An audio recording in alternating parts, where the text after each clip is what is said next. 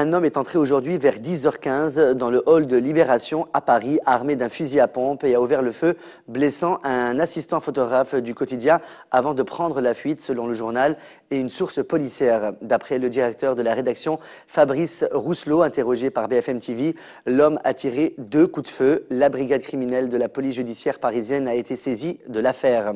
Le directeur de la publication de Libération s'est exprimé ce lundi midi aux côtés de Manuel Valls après la fusillade un peu plus tôt dans les locaux du journal. Des images de BFM TV.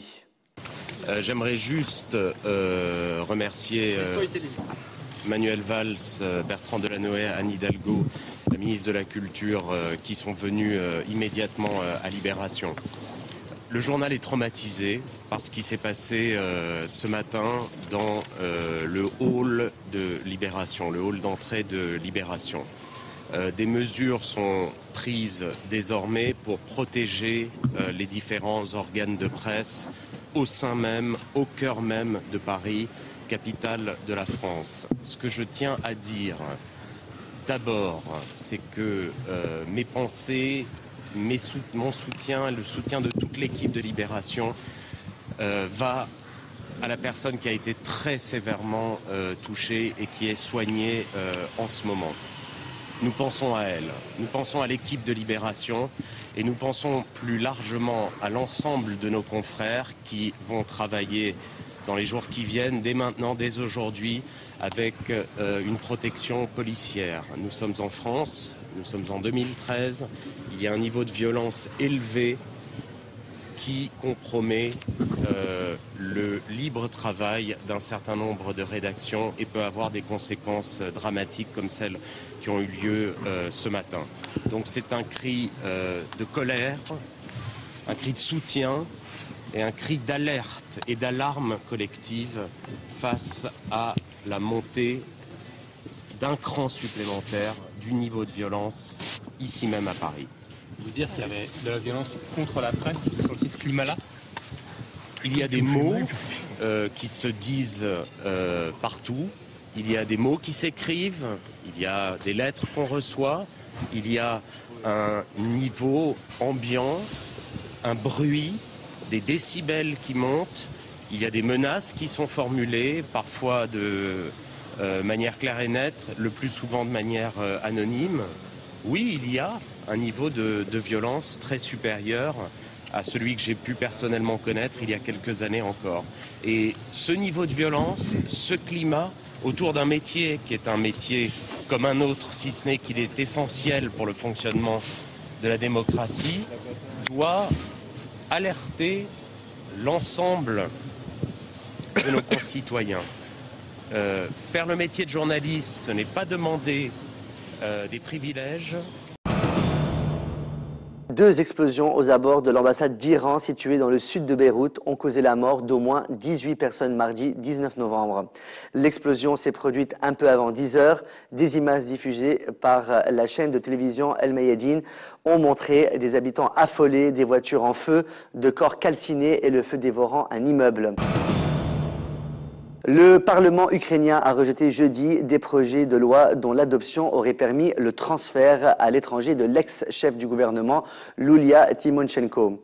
Le vote des élus ukrainiens risque de contrecarrer le rapprochement de l'Ukraine avec l'Union européenne à une semaine d'un sommet entre l'Union européenne et Kiev en Lituanie.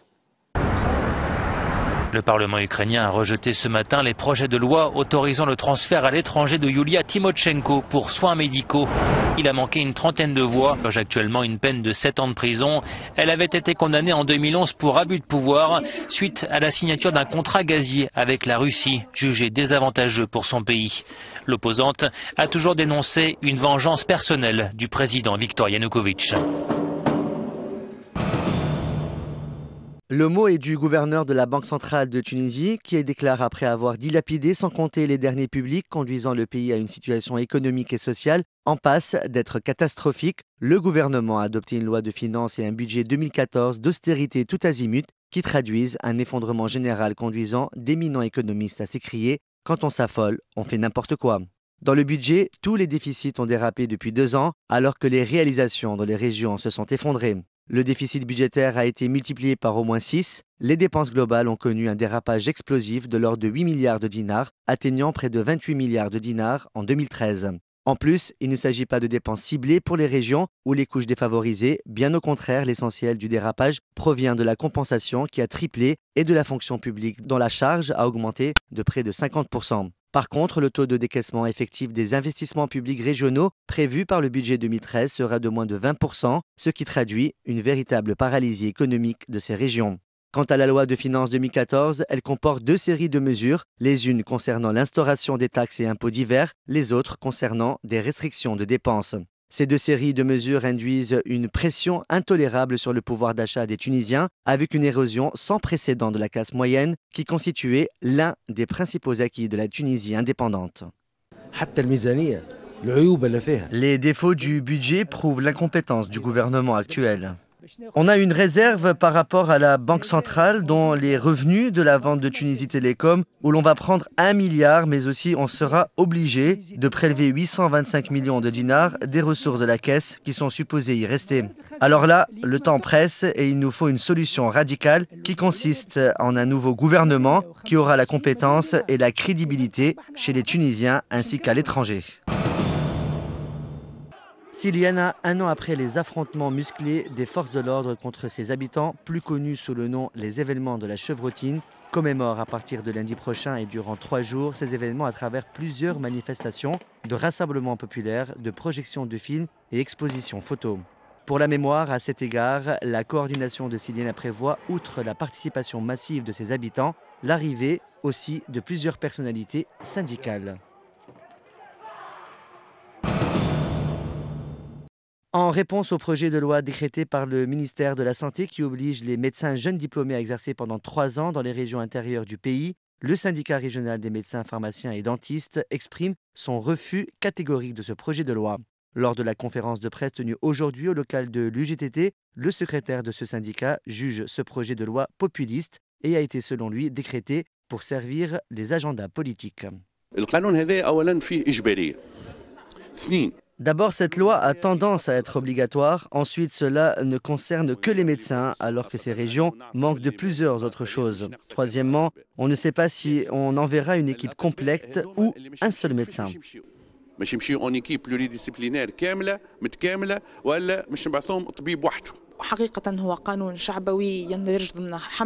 Cette loi a l'air populiste et sert à une campagne électorale et ne va pas résoudre le problème basique de ces régions. Il nous faut une solution radicale qui se base sur une stratégie réaliste.